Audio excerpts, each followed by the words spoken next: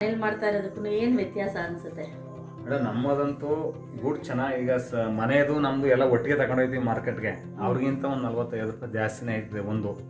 ಈಗ ಮನೆ ಹೆಂಗಾಗಿದೆ ಅಂದರೆ ದುಡ್ಡಿದ್ರೆ ನಾನು ಕಟ್ಟಲು ಒಂದು 80 ಅಡಿ ಉದ್ದಕ್ಕೆ ಇವತ್ತು ಬಜೆಟ್ ಮನೆ ಕಟ್ಟಬೇಕು ಅಂದರೆ 15ರಿಂದ 20 ಲಕ್ಷ ಬೇಕು.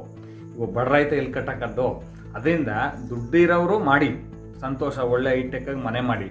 ಇಲ್ಲದೇ ಇರೋರು ಸಿಂಪಲಾಗಿ ನಮ್ಮ ಥರ ಮಾಡ್ಕೊಳ್ಳಿ ಅಂತ ನನ್ನ ಅನಿಸಿಕೆ. ರೇಷ್ಮೆಗೆ ಮೇಡಮ್ ಹೈಟೆಕ್ ಅಂತಿಲ್ಲ, ಅದಕ್ಕೆ ಒಳ್ಳೆ ಜಾಗ ಬೇಕು, ವಾತಾವರಣ ಏನದ ಅವ್ರು ಹೇಳಾರೆ ನಮ್ಮ ರೇಷ್ಮೆ ಇಲಾಖೆ ಆ ವಾತಾವರಣ ಇರಬೇಕು, ಶುಚಿ ಇರಬೇಕು, ಮಾಡೋ ಟೆಕ್ನಿಕ್ ಇರಬೇಕು. ಅದಕ್ಕೆ ಹೈಟೆಕ್ ಆಗಲಿ ಇನ್ನೊಂದಾಗಲಿ ಆ ಥರ ಏನು ನಮ್ಮ ರೇಷ್ಮೆ ಏನು ಕೇಳಲ್ಲ ಅಂತ ನನ್ನ ಅನಿಸಿಕೆ. ಮತ್ತು ನೀವು ಶೆಡ್ನೇ ಪ್ರೆಫರ್ ಮಾಡಬಾರ್ದು ನಿಮ್ಮ ಫ್ರೆಂಡ್ಸ್ಗೆಲ್ಲ? ಆದರೆ ದುಡ್ಡು ಅಷ್ಟೊಂದು ಇನ್ವೆಸ್ಟ್ಮೆಂಟ್ ಮಾಡಿ ಬಿಲ್ಡಿಂಗ್ ಮಾಡ್ಕೊಳ್ಳೋದ್ರ ಬದಲು ಈಗ ಲೋ ಕಾಸ್ಟ್ ಶೆಡ್ಡು ಅಂತಲೇ ನಾವು ಮಾಡ್ತಾ ಇರೋ ಬಡ್ಜೆಟ್ ಕಮ್ಮಿ ಇಟ್ಕೊಂಡು ಶೆಡ್ ಮಾಡ್ಕೊಂಡು ಅದರಲ್ಲೇ ಉತ್ತಮವಾಗಿ ಬೆಳೆ ಬೆಳಿಬೋದಲ್ವಾ? ಶೆಡ್ಡು ಅಂದರೆ ಮೇಡಮ್ ಶೆಡ್ಡಲ್ಲಿ ಏನಾಗ್ಬಿಡುತ್ತೆ ಅಂದರೆ ನಮ್ಮ ಕೇತಾಳದ ಹುಡುಗ ಹಿಂಗೆ ಶೆಡ್ ಮಾಡಿಬಿಟ್ಟಿದ್ದಾನೆ. ಅವನಂದರೆ ನಾವು ತೋಟದಲ್ಲೇ ಇದರಿಂದ ನಡೀತದೆ. ಆ ಅಳಿಮಿ ಕುಂಚ ಮತ್ತು ಎಲಿಗಳು ಬಂದು ಒಳಗಡೆ ಎಲ್ಲ ಬಂದು ತಿಂದಾಕ್ಬಿಡ್ತವೆ. ಆಮೇಲೆ ಏನಾಗುತ್ತೆ ಶೆಡ್ಡಲ್ಲಿ ಒಳಗಡೆ ಗಾರ ಹಾಕ್ಸ್ಬೇಕು. ಈಗ ನಾವು ಔಷಧಿ ಹೊಡೆದಾಗಲಿ ಇನ್ನೊಂದಾಗಲಿ ನೀರೆಲ್ಲ ಕೆಳಗಿರುತ್ತೆ. ಆಮೇಲೆ ಊಜಿ ಕಾಳೆಲ್ಲ ಒಳಗೆ ಸೇರಿಬಿಡುತ್ತೆ. ಶೆಡ್ಡೇ ಮಾಡೋ ವಿಧಾನಗಳನ್ನ ಚೇಂಜ್ ಮಾಡ್ಕೊಳ್ಳಿ ಅಂತ. ಈಗ ಏನಾಗುತ್ತೆ ಅಂದರೆ ಶೆಡ್ ಮಾಡಿದಾಗ ಸುತ್ತ ಒಂದು ಪ್ಲಾಸ್ಟಿಕ್ ಶೀಟ್ ಹಾಕಬೇಕು. ಮತ್ತೆ ಅವು ಕಾಲು ಅವಕ್ಕೆ ಮೇಲೆ ಕತ್ತಬಾರ್ದು, ಎಲಿಗಳು ಅಂಟೆಗೊದಗಳು ಒಳಗೆ ಬರಬಾರ್ದು. ಆ ಥರ ಪ್ಲ್ಯಾನ್ ಮಾಡ್ಕೊಳ್ಳಿ ಅಂತ ನಾನು. ಶೆಡ್ಡೇ ಮಾಡಿ. ಈಗ ಊಜಿ ಒಳಗೆ ಸೇರಿಬಿಡುತ್ತೆ, ಊಜಿ ಒಳಗೆ ಸೇರಿಬಿಡೋ ಗಾರನೆಲ್ಲ ಹಾಕ್ಸ್ಕೊಳ್ಳಿ. ಸುತ್ತ ಪರದೆಗಳನ್ನ ಮಾಡ್ಕೊಳ್ಳಿ. ಶೆಡ್ನೇ ಮಾಡಿದ್ರು ಕೂಡ ಅವಕ್ಕೇನು ಅವಕ್ಕೆ ಅಟ್ಯಾಕ್ ಮಾಡೋ ರೀತಿ ಮಾಡ್ಕೊಳ್ಳಿ ಅಂತ. ಆಮೇಲೆ ಏನಪ್ಪ ಅಂದರೆ ಶೆಡ್ ಮಾಡೋರು ಸ್ವಲ್ಪ ಬಂದೋಬಸ್ತ್ ಮಾಡ್ಕೊಳ್ಳಿ. ಗಾಳಿಗೆ ಮತ್ತು ಮರದಲ್ಲಿ ಮಾಡಿದ್ರೆ ಗೆದ್ಲು ತಿನ್ಕೊಬಿಡುತ್ತೆ. ಗಾಳಿ ಬಂದರೆ ಸರಿಯಾದ ಗಾಳಿ ಹೊಡೆದ್ಬಿಟ್ರೆ ಮನಗಿಸ್ಬಿಡುತ್ತೆ ಮೇಡಮ್. ಅದರಿಂದ ಸ್ವಲ್ಪ ಒಂದು 20-30 ಸಾವಿರ 50 ಸಾವಿರ ಮುಂದಕ್ಕೆ ಹೋಗಲಿ, ಬಂದೋಬಸ್ತ್ ಮಾಡ್ಕೊಳ್ಳಿ ಅಂತ ಶೆಡ್. ಈಗ ರೇರಿಂಗ್ ಸ್ಟ್ಯಾಂಡಿಗೆ ಬರೋಣ. ಇವಾಗೆಲ್ಲ ನಿಮ್ಮದು ಎರಡೂ ಇದೆ ನೋಡಿ, ಇಲ್ಲಿ ಕಬ್ಬಿಣದ್ದು ಮೆಟಲ್ದು ಮಾಡಿ ಇಟ್ಕೊಂಡಿದ್ದೀರಾ, ಒಂದು ಸೈಡು ಮರದ್ದು ಇದೆ. ಇವಾಗೆಲ್ಲ ಈಗ ಹೊಸದಾಗಿ ಮಾಡಿಸೋರಿಗೆ ಕಬ್ಬಿಣದ್ದೇ ಮಾಡಿಸಿ ಅಂತ ಹೇಳ್ತೀವಿ, ಕೆಲವರೆಲ್ಲ ತುಕ್ಕಿಡಿಕೆ ಹಾಗೆ ಅಂತ ಹೇಳ್ತಿರ್ತಾರೆ. ನಿಮ್ಮ ಅಭಿಪ್ರಾಯದಲ್ಲಿ ಎರಡನ್ನೂ ಉಪಯೋಗಿಸ್ತಾ ಇರೋದ್ರಿಂದ ನಮ್ಮಲ್ಲಿ ರೈತರುಗಳು ಏನಾಗ್ಬಿಟ್ಟಿದೆ ಅಂದರೆ ಈಗ ಮರದಲ್ಲಿ ಮಾಡೋರು ಮರ ಸರಿ ಅಂತಾರೆ, ಕಬ್ಬಿಣದಲ್ಲಿ ಮಾಡೋರು ಕಬ್ಬಿಣ ಸರಿ ಅಂತೀವಿ. ಸುಮಾರು ಜನ ತುಕ್ಕು ಬಂದ್ಬಿಡುತ್ತೆ ಅದು ಬಂದ್ಬಿಡುತ್ತೆ ಅಂತ ಸುಮಾರು ಜನ ನಾವು ಹಂಗೆ ಅಂತಿದ್ವಿ ಫಸ್ಟು. ಈಗ ನಾವು ಈಗ 4-6 ಜನ ನೋಡಿದಾಗ ಏನಾಯ್ತು ಅನ್ನಿಸ್ತು ಅಂದರೆ, ಈಗ ನಾವು 18 ವರ್ಷ ಮರದ ಸರ್ವಿಸು, 7.5 ವರ್ಷ ಕಬ್ಬಿಣ ಸರ್ವಿಸು. ಇದರಲ್ಲಿ ವ್ಯತ್ಯಾಸ ಏನಾಗದ ಅಂದರೆ ಇಲ್ಲಿ ಈ ನಾವು ಯಾವ ಥರ ಈ ನೋಡಿ ಸಣ್ಣರ ಓಡಾಡುತ್ತೆ ನೋಡಿ, 3 ಸತಿ ಔಷಧಿ ಹೊಡೆದಿನಿ ಇಲ್ಲಿ. ಈ ಮರಿ ತಂದು ಇಲ್ಲಿ ಮಡಗಿದ ತಕ್ಷಣ 2 ಜರ ಮರಿ ಮಡಗಿದ ತಕ್ಷಣ 3 ಜರ 7 ಗಂಟೆ ಈ ಸಣ್ಣ ಮರಿ ಸುಮಾರು ಮರಿನೆಲ್ಲ ಸಾಯಿಸಿರುತ್ತೆ. ಈ ಸಣ್ಣ ಎರವೆ ಅದು ನಾವು ಏನು ಇಳುವರಿನೇ ಬತ್ತೆ ಇಲ್ವಲ್ಲ, ಮರಿನೂ ಹೋಗಲ್ಲ ಅಂದ್ಬಿಟ್ಟು ನಮಗೆ ಸುಮಾರು ಇದು ನಮ್ಗೆ ಗೊತ್ತಿಲ್ಲ ಕೆಲಸ ಆಯ್ತಾ ಇರೋದು. ಆಮೇಲೆ ಏನು ಮಾಡಿದ್ವಿ, ಅಬ್ಸರ್ವ್ ಮಾಡಿದಾಗ ಗೊತ್ತಾಯ್ತು ನಂಗೆ ಅಡಿಲಿ ಸಣ್ಣ ಮರಿ ಎಲ್ಲ ಸಾಯಿಸಿರೋದನ್ನ. ಅದೊಂದು ಪ್ರಾಬ್ಲಮ್ಮು. ಎರಡೇನಪ್ಪ ಅಂದರೆ ಮೇಡಮ್, ಈ ಕಸ ನಾವು ಎಳೆದಾಗ ಇಲ್ಲೆಲ್ಲ ತಿಕ್ಕ ಎಲ್ಲ ಸೇರ್ಕೊಂಡ್ಬಿಟ್ಟಿರುತ್ತೆ.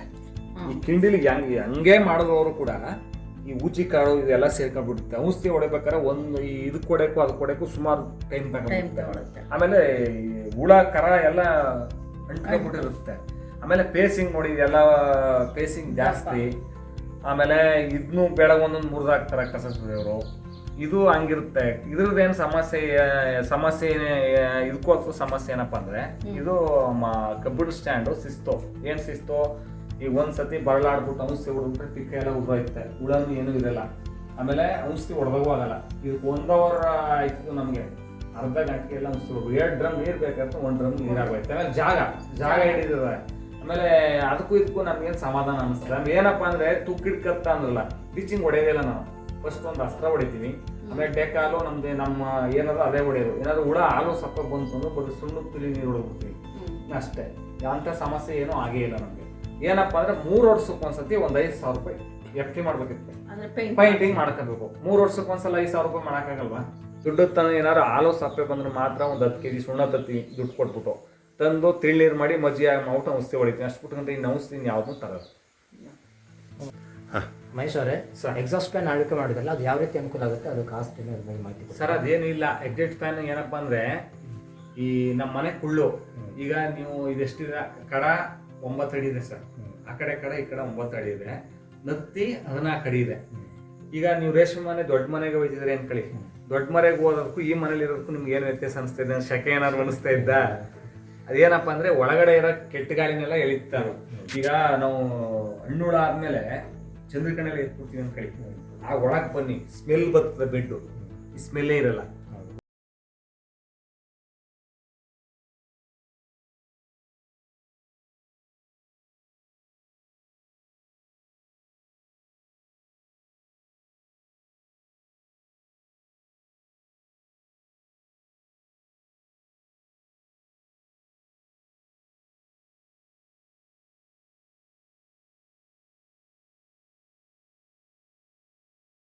ಸರ್, ಇದು ಎಷ್ಟು ಎಕರೆ ತೋಟ ಇದೆ? ಇದು ಎಷ್ಟು ವರ್ಷದ ಹಳೆ ಇದೆ ಸರ್? ಇದು 1.5 ವರ್ಷ ಆಗುತ್ತೆ. 1.5 ವರ್ಷ ಹಳೆ ತೋಟ. ಈಗ ಗಿಡದಿಂದ ಗಿಡಕ್ಕೆ ಎಷ್ಟು ಅಡಿ? 6 ಲೈನಿಂದ ಲೈನ್ಗೂ 6 ಗಿಡದಿಂದ ಗಿಡಕ್ಕೂ 6 ಈ 6 ಅಡಿ, ಆ ಲೈನಿಂದ ಲೈನ್ಗೆ 6 ಅಡಿ, ಗಿಡದಿಂದ ಗಿಡಕ್ಕೆ 6 ಅಡಿ ಇರೋದ್ರಿಂದ ಇದರಿಂದ ಏನು ಪ್ರಯೋಜನ ಅದನ್ನ ನಮ್ಮ ವೀಕ್ಷಕರಿಗೆ ಹೇಳ್ಕೊಡ್ಬೇಕು ಸರ್. 6 ಆದ್ರೆ ಉಳುಮೆ ಮಾಡಕ್ ಚಂದ. ಹೆಂಗೆ ಅಂದ್ರೆ ಈ ಮಿನಿ ಟ್ಯಾಕ್ಟರ್ ಹೊಡ್ಕೋಬಹುದು. ಈಗ 6 ಆದ್ರೆ ಮಿನಿ ಟ್ಯಾಕ್ಟರ್ ಹೊಡ್ಕೋಬಹುದು, ಟಿಲ್ಲರ್ ಹೊಡ್ಕೋಬಹುದು. ಈಗ ನಾವು ಸೆಣಬು ಹಾಕ್ತಿವಿ ಅನ್ಕೊಂಬಿಡಿ, ಸೆಣಬು ಚಂಬ ಹಾಕ್ತಿವಿ, ಇಷ್ಟು ಮಠ ಬತ್ತ ಅನ್ಕೊಳ್ಳಿ. ಟಿಲ್ಲರ್ ಅಲ್ಲಿ ಉಳುಮೆ ಮಾಡಕ್ಕಾಗಲ್ಲ, ಅದು ಸ್ಪೀಡ್ ಆಗಿ ಕಿತ್ತು ನುಚ್ಚು ಮಾಡಲ್ಲ. ಈಗ ಮಿನಿ ಟ್ಯಾಕ್ಟರ್ ಆದ್ರೆ ಈ ಎಲ್ಲದಕ್ಕೂ ಅನುಕೂಲ, ಆರಾಮ ಮಾಡ್ಕೊಳ್ಳೋದಕ್ಕೆ. ಅಲ್ಲಿ ಆಮೇಲೆ ಸೊಪ್ಪು ತುಂಬಾ ಚೆನ್ನಾಗಿ ಬರ್ತದೆ. ಈ ಥಿಕ್ನೆಸ್ ಆಗಲಿ ಮಂದ ಎಲ್ಲ ಬೆಳೆದಾಣಿಕೆ ಎಲ್ಲ ಆಮೇಲೆ ಒಲ್ಟ್ ಬರ್ತದೆ, ಹಣ್ಣೆಲ್ಲ ಬರಲ್ಲ, ಸ್ಮೂತ್ ಇರಲ್ಲ, ಒಲ್ಟ್ ಇರ್ತದೆ. 6 ಮಾಡ್ಕೊಂಡ್ರೆ ಆಮೇಲೆ ಉಳುಮೆ ಮಾಡಕ್ ಚಂದ. 6 ಮಾಡ್ಕೊಂಡು ನನ್ನ ಅನಿಸಿಕೆ. ಯಾಕಂದ್ರೆ ನಾವು 6 ಮಾಡ್ಕೊಂಡಿವಿ, ಮಿನಿ ಟ್ರ್ಯಾಕ್ಟರ್ದಾಗ ಹೊಡ್ಕೊಂಡಿವಿ. ಕೆಲವರು 1 ಎಕರೆ ಮಾಡ್ಕೊತೀವಿ, ಜಾಸ್ತಿ ಗಿಡ ಹಿಡಿಯುತ್ತೆ ಅಂತನವರು 3, 6, 4 ಆ ಥರ. ನಮ್ಮ ಅನಿಸಿಕೆ 6 ಚಂದ ಅಂತ. ನೀವು ಹೇಳೋ ಪ್ರಕಾರ ಸಂಪೂರ್ಣವಾಗಿ ನೀವು ಯಾಂತ್ರೀಕರಣ ಮಾಡ್ತಾ ಇದ್ರಿ ತೋಟ. ಹೌದು ಸರ್. ಈ ತೋಟದ ಬಗ್ಗೆ ಹೇಳಿ. ಇವಾಗ ತೋಟದ ರೀತಿ ಈಗ ನೋಡೋದಾದ್ರೆ ಈ ರೀತಿ ನೀವು ಬುಡ ಮೇಂಟೈನ್ ಮಾಡಿದಿರಿ. ಇದು ಯಾವ್ದು ತಳಿ ಇದು ಹೇಳಿ ನಮ್ಮ ವೀಕ್ಷಕರಿಗೆ? ಮಾಮೂಲಿ ವಿವನೇ ಸರ್. ಇದನ್ನು ಮೇಂಟೈನ್ ಮಾಡೋದು ಸಿಂಗಲ್ ಸ್ಟೆಮ್ ಮೇಂಟೈನ್ ಮಾಡ್ತಾ ಇದ್ರಿ ಸ್ವಲ್ಪ ನೀವು. ಇದ್ರ ಬಗ್ಗೆ ನಮ್ಮ ವೀಕ್ಷಕರಿಗೆ ಸರ್, ಇದ್ರಲ್ಲಿ ಏನಂದ್ರೆ ಕೆಲವರು ಕೆಳಗೆ ಕೂದ್ಬಿಡ್ತಾರೆ. ಕೆಳಗೆ ಕೂದ್ಬಿಟ್ರೆ ಎಲ್ಲ ಒಂಥರ ಕತ್ರೆ ಬಂದ್ಬಿಡುತ್ತೆ. ನಾವೇನ್ ಮಾಡ್ತೀವಿ, ಮಾಮೂಲಿ ಸಿಂಗಲ್ ಸ್ಟೆಮ್ ನ 1.5 ಅಡಿ ಮಾತ್ರ ಗಿಡ ಹಾಕ್ಬಿಟ್ಟು ಬ್ರಾಂಚಸ್ ಬಂದಾಗ 3 ಎತ್ಬಿಟ್ಟು ಬುಡ್ಗತೀವಿ. ಏನಾಗುತ್ತೆ ಅಂದ್ರೆ ಈಗ ನಾವು ಕಟ್ ಮಾಡಿದೀವಿ ನೋಡಿ, ಮೇಲ್ ಕೆತ್ತಿದೀವಿ. ಈಗ ಫಸ್ಟೇ ಕೆಲವರು ಹೈಟ್ ಮಾಡ್ಬಿಡ್ತಾರೆ, ಒಂದೇ ಸತಿ 2 ಅಡಿ ಮಾಡ್ತಾರೆ. ನಾವು ಒಂದೇ ಸಲ 2 ಅಡಿ ಮಾಡಿಲ್ಲ, 2 ಅಡಿ 3 ಅಡಿ ಮಾಡಿ ಮೇಲ್ಗಡೆ ಮಾಡ್ಬಿಟ್ರೆ, 3 ಅಡಿ ಮಾಡಿ ಹಿಂಗೆ ನಿಂತ್ಕೊಂಡು ಮಾಡ್ಬೇಕು, ಹಂಗ್ ಮಾಡ್ಕೊಂಡವ್ರೆ. ಇನ್ ಕೆಲವರು ಕೆಳಗೆ ಭೂಮಿಲೇ ಮಾಡ್ಬಿಟ್ರೆ. ನಾವ್ 2 ಮಾಡಿಲ್ಲ. ಸ್ಟಾರ್ಟಿಂಗ್ ಅಲ್ಲೇ 1.5 ಅಡಿ ಗಿಡ ನಿಲ್ಸಿದೀನಿ, ಆಮೇಲೆ ಫಸ್ಟ್ 3 ಬ್ರಾಂಚಸ್ ಹಿಂಗ್ ಬಿಟ್ಟಿದೀನಿ. ಬಂದದ್ನ ಹಂಗಂಗೆ 10 ರಂಬೆಗಳನ್ನ ಬಿಟ್ಕೊಂಡಿದೀನಿ. ಆಮೇಲೆ ನಾವ್ ಹೆಂಗೆ ಅಂದ್ರೆ ಒಂದೇ ಸತಿ ಈ ತರ ಮಾಡ್ಕೊಂಡಿದ್ವಿ ಸರ್. ಗಿಡನ ಇಷ್ಟು 1/2 ಅಡಿ ಬಿಟ್ಕೊಂಡಿದೀನಿ. ಕಾರಣ ಏನಪ್ಪಾ ಅಂದ್ರೆ ಇದು ಒಂದು 2 ರಿಂದ 3 ವರ್ಷ ಆದ್ಮೇಲೆ ತುಂಬಾ ದಪ್ಪ ಆಗುತ್ತೆ. ಇಲ್ಲಿ ಕಟ್ ಮಾಡ್ತೀನಿ, ಮೇಲ್ ಕೊಯ್ತೀನಿ, ಕೆಳಗ್ ಬರ್ತೀನಿ, ಮೇಲ್ ಕೊಯ್ತೀನಿ, ಕೆಳಗ್ ಬರ್ತೀನಿ. ಏನಾಗುತ್ತೆ ಅಂದ್ರೆ 2 ವರ್ಷಕ್ಕೊಂದ್ಸಲ ಹಂಗ್ ಮಾಡಿದಾಗ ಗಿಡ ಬುಡ ದಪ್ಪ ಆಗೋದಾಗ್ಲಿ ಕತ್ರ ಬರೋದಾಗ್ಲಿ ಬರಲ್ಲ. ಕೆಲವರು ಹಿಂಗೆ ಬುಡ ಮಾಡ್ಬಿಟ್ಟು ಹಂಗೆ ಮಾಡ್ಬಿಟ್ಟು ಒಂದು ಚೆನ್ನಾಗಿ ಪಾಠಿ ಆಗ್ಬಿಡುತ್ತೆ. ನಾವು ಹಂಗ್ ಮಾಡಿಲ್ಲ. ಈ ತರ ಆಮೇಲೆ ನಾವು ಈಗ ಎಲ್ಲ ಈ ಸ್ವಲ್ಪ ದಿನ ಆದ್ಮೇಲೆ ಇದನ್ನೆಲ್ಲ ಆಳಕಲ್ಲಿ ಕಿಳಿಸ್ಬಿಡ್ತೀವಿ ಸರ್. ಇದನ್ನ ಒಂದ್ ಗಿಡಕ್ಕೆ 30 ರೊಕ್ಕ ಇಟ್ಕೋತೀವಿ. ಈಗ ಕಿಳಿಸ್ಬಿಟ್ಟು ಏನ್ ಮಾಡ್ತೀವಿ, ಹಿಂಗ್ ಮಾಡ್ಬಿಟ್ಕೋತೀವಿ. ಇದು ಚಂದ ಅಂತ ನನ್ನ ಅನಿಸಿಕೆ. ಸಿಂಗಲ್ ಸ್ಟಮ್ ಮಾಮೂಲಿ ಅದನ್ನ ನೀವು ಕಿತ್ತಾಕೋದೆಲ್ಲ ತೋರಿಸಿ. ಇದು ಈಲ್ ರಂಬೆ ಅಂತ ಹೇಳ್ತಾರೆ. ರಕ್ಕೆ ಇದೆ ಇವಾಗ್ಲೇ ಇಲ್ಲ ಅಂದ್ರೆ ಅಕಸ್ಮಾತ್ ಕೀಳಕ್ ಆಗ್ನೇ ಇಲ್ಲ ಅನ್ಕಳಿ, ನಮ್ಗೆ ಏನೋ ಕೆಲಸ ಇತ್ತು ಕೀಳಕ್ ಆಗ್ನೇ ಇಲ್ಲ ಅನ್ಕಳಿ, ಆಗ ಏನ್ ಮಾಡ್ತೀವಿ, ಮರಿ ಬತ್ತಾವಲ್ಲ ಸಣ್ಣ ಮರಿ, ಆ ಮರಿಗೇನ ಕೂಡ ನಾವು ಬುಡ್ಸಿ 3 ಜರ 4 ಜರ ಎಳ್ಸ್ಬಿಡ್ತೀವಿ ಅದ್ರಲ್ಲಿ. ಆಮೇಲೆ ಇದನ್ನ ಕಟ್ ಮಾಡ್ಕೊತೀವಿ. ಇದನ್ನ ಕಿಳ್ಳಿಲ್ಲ ಅಂದ್ರೆ ಕಟ್ ಮಾಡಕ್ ಸ್ವಲ್ಪ ಬಹಳ ಹಿಂಸ, ಪಟ ಮಾಡಕ್ಕಾಗಲ್ಲ. ಈಗ ತೋಟ ನಿರ್ವಹಣೆಯಲ್ಲಿ ನೀವು ಈಗ ರಾಸಾಯನಿಕ ಗೊಬ್ಬರ ನೀವು ಬಳಸ್ತಾ ಇದ್ದೀರಾ? ಬಳಸ್ತೇವೆ. ಹೆಂಗೆ, ಯಾವ ರೀತಿ ಯಾವ ಗೊಬ್ಬರ ಕೊಡ್ತಾ ಇದ್ದೀರಿ, ಅದು ಯಾವ ಪ್ರಮಾಣದಲ್ಲಿ ಕೊಡ್ತಾ ಇದ್ದೀರಿ, ಎಷ್ಟೇ ದಿನದಲ್ಲಿ ಕೊಡ್ತಾ ಇದ್ದೀರಿ, ಅದನ್ನ ನಮ್ಮ ವೀಕ್ಷಕರಿಗೆ ನೀವು ಈಗ ವರ್ಷಕ್ಕೆ 2 ಸತಿ ತಿಪ್ಪ ಗೊಬ್ಬರ ಹಾಕ್ತೀವಿ ಸರ್. ಉಳ್ಳಿ ವರ್ಷಕ್ಕೆ 1 ಎಕರೆಗೆ ಎಷ್ಟು? 1 ಎಕರೆಗೆ ಒಂದು 6 ರಿಂದ 7 ಟ್ರ್ಯಾಕ್ಟರ್ ಹಾಕ್ತೀವಿ. 6 ರಿಂದ 7 JCB ತುಂಬಿಸೋದು ನಾವು ರೈತರ ಹತ್ರ ತುಂಬಿಸಲ್ಲ.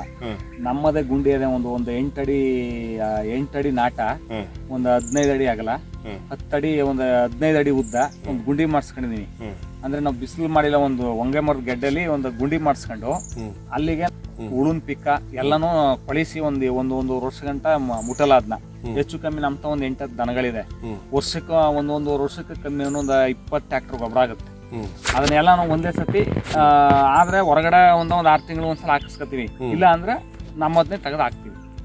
ನಮ್ಮ ವೀಕ್ಷಕರಿಗೆ ನೀವು ಹೇಳೋದೇನಪ್ಪ ಅಂದರೆ ಅಂತರ, ಗಿಡಗಳ ಅಂತರ ಮತ್ತು ಸಾಲಿನ ಅಂತರ ಎಷ್ಟಿರಬೇಕು ಅನ್ನೋದನ್ನು ನಮ್ಮ ವೀಕ್ಷಕರಿಗೆ ಸರ್ ಅಲ್ಲಿ ಹೆಂಗೆ ಹೇಳ್ಬೇಕು ಅಂದರೆ, ಈಗ ಅವರ ರೈತರುಗಳು ಹೆಂಗಿರ್ತಾರೆ ಅಂತ ನಾವು ಹೇಳೋಕ್ಕಾಗಲ್ಲ. ಈಗ ಸ್ವಂತ ಟಿಲ್ಲರ್ ಇಟ್ಕೊಂಡಿರ್ತಾರೆ ಅನ್ಕಲಿ ಅವರು. ಸ್ವಂತ ಟಿಲ್ಲರ್ ಇರೋರಿಗೆ ಒಂದು 6 ಅಡಿ ಹಾಗೆ ಇದ್ರು 6 ಅಡಿ ಎಂಡ್ ಎತ್ತೇ ಇರ್ತಾರೆ ಅವರು. ಡ್ರಿಪ್ ಲೈನು 6 ಅಡಿ ರೈತರು ಇದ್ದೇ ಇರುತ್ತೆ. 6 ಅಡಿ 4 ಅಡಿ ಹಾಕಳಿ, ಗಿಡ ಸ್ವಲ್ಪ ಜಾಸ್ತಿ ಹಿಡಿತದೆ. ಇಲ್ಲ ನಾವು ಟ್ಯಾಕ್ಟ್ರಲ್ಲೇ ಹೊಡ್ಕೊತೀವಿ, ಮಿನಿ ಟ್ಯಾಕ್ಟ್ರಲ್ಲಿ ಏನವರು 6 ಅಡಿ 6 ಅಡಿ ಹಾಕಿ. ಇದು 8 4 ಸರ್. ಇದು 8 4 ಅಗಲ 8, ಗಿಡದಿಂದ ಗಿಡಕ್ಕೆ 4 ಅಡಿ. ಈಗ ಈ ಎಲೆಗೆ ರೋಗ ಬರದಂಗೆ ಏನು ಕ್ರಮ ತಗೋತಿದ್ದೀರಿ? ಏನು ಸರ್ ಈಗ ಇದಕ್ಕೆ ಸ್ಟಾರ್ಟಿಂಗ್ ಅಲ್ಲಿ ಸ್ವಲ್ಪ ಈಗ ಚಳಿಗಾಲ ಸ್ಟಾರ್ಟ್ ಆಯ್ತು ಅಂದ್ರೆ ಇದು ಸುಳಿ ಹುಳ ಬರ್ತದೆ. ಅದಕ್ಕೆ ಮಾಮೂಲಿ ಕ್ಲೋರೋಪಾರಿಪಸ್ ಸ್ವಲ್ಪ ಹೊಡಿತೀವಿ. ಬಂದ್ರೆ ಅದು ನೋಡ್ಕೋತೀವಿ.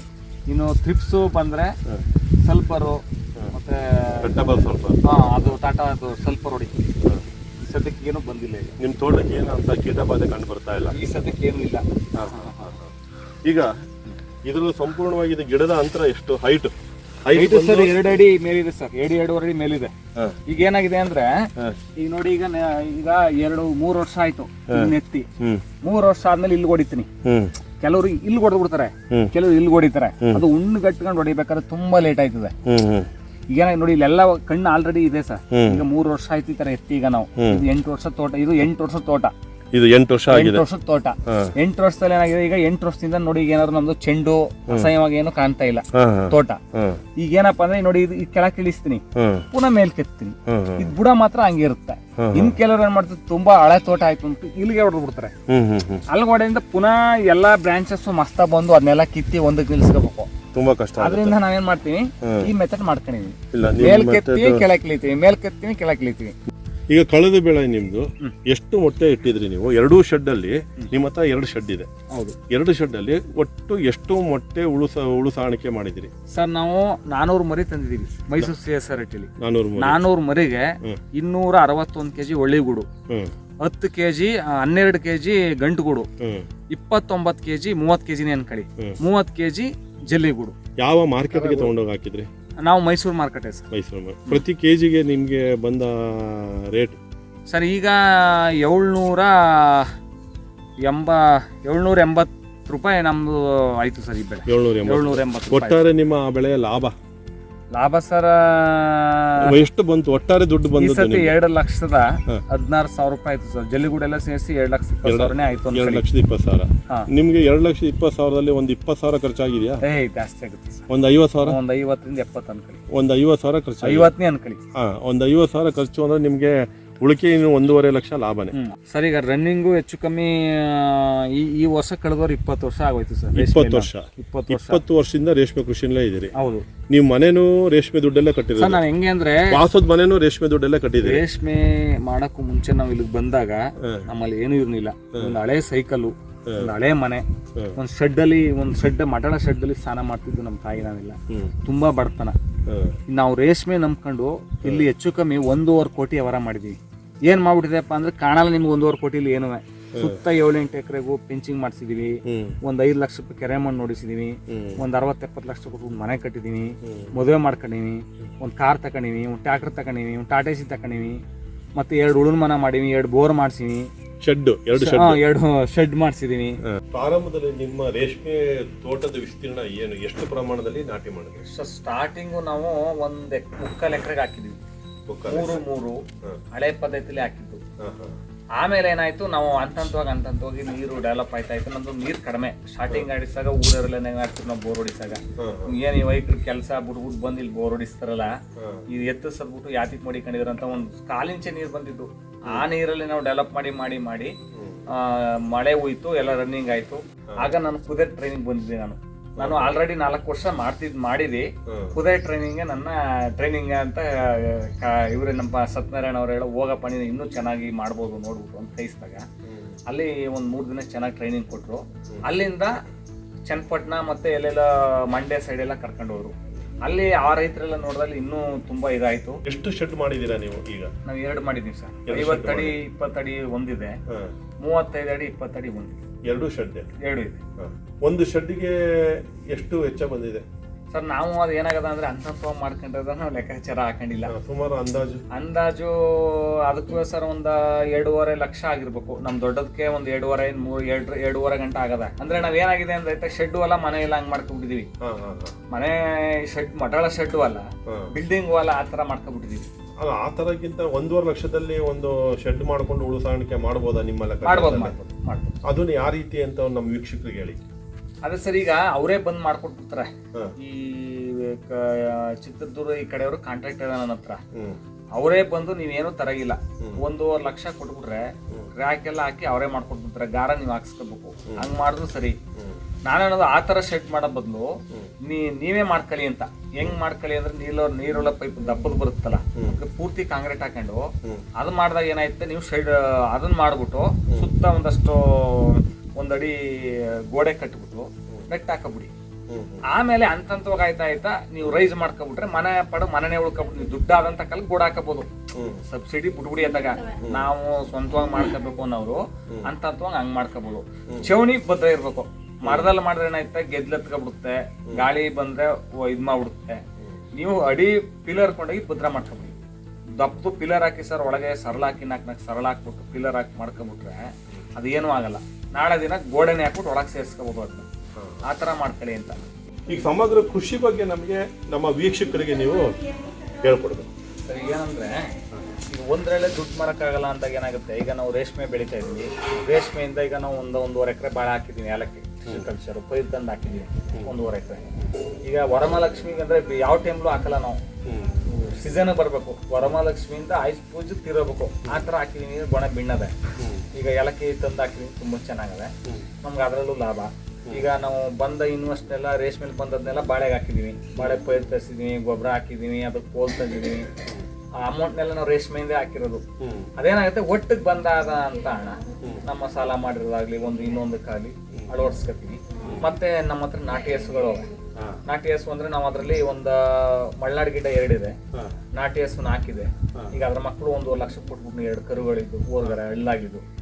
ಅದ್ರಲ್ಲೂ ನಮ್ಗೆ ದುಡ್ಡು ಸಂಪಾದನೆ ಇದೆ. ಈಗ ಒಂದು 10 ಟಗರು ಬಂಡು ಟಗರು ಸಾಕ್ತೀವಿ ಸರ್. ಈ ಬಕ್ರಿದ್ದು ಕೊಟ್ಬಿಡೋದು, ಬಕ್ರಿದ್ದಕ್ಕೆ ತರೋದು, ಆ ಥರ ಮಾಡ್ತೀವಿ. ಈ ಸತಿ ಸ್ವಲ್ಪ ಬೇರೆ ಅನ್ನೋಷ್ಟೆಲ್ಲ ಟ್ಯಾಕ್ಟರ್ಗೆ ಹಾಕ್ಬಿಟ್ಟೋದ್ರಿಂದ ನಾವು ತರಕ್ಕಾಗಿಲ್ಲ. ಈ ವರ್ಷ ಬಂಡು ಕುರಿ ತರ್ತೀವಿ. 20 ವರ್ಷದಿಂದ ನಾವು ಮೇಯಿಸ್ತಾ ಇದ್ವಿ.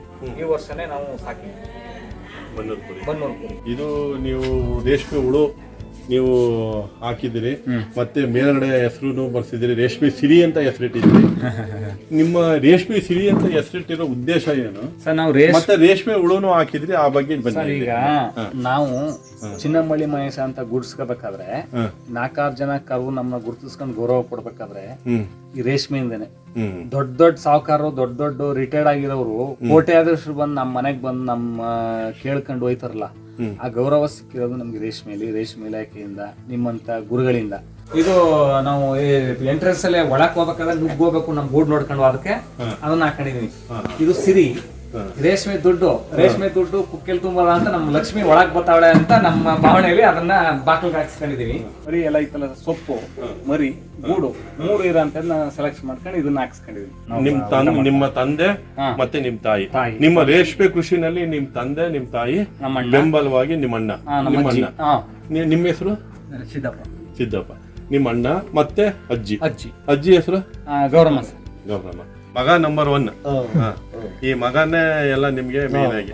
ಅಮ್ಮ, ನೀವು ನಿಮ್ ಮಗನ ಬಗ್ಗೆ ಏನ್ ಹೇಳ್ತೀರಿ? ರೇಷ್ಮೆ ಕೃಷಿನಲ್ಲಿ ನಿಮ್ಮ ಮಗ, ಯಾಕಂದ್ರೆ ನಮ್ಮಲ್ಲಿ ಒಂದ್ ರೀತಿಯಲ್ಲಿ ಹೇಳ್ಬೇಕು ಅಂದ್ರೆ ನಂಜನಗೂಡು ತಾಲೂಕಿನಲ್ಲಿ ನಂಬರ್ 1 ಬೆಳೆಗಾರ. ಈ ಬಗ್ಗೆ ಹೇಳ್ಬೇಕು ಅಂದ್ರೆ ನಿಮ್ ಮಗನ ಬಗ್ಗೆ ಬೇರೆ ಬೆಳೆಗಾರರಿಗೆ ಏನ್ ಸಲಹೆ ಕೊಡ್ತೀರಿ ಹೇಳಿ?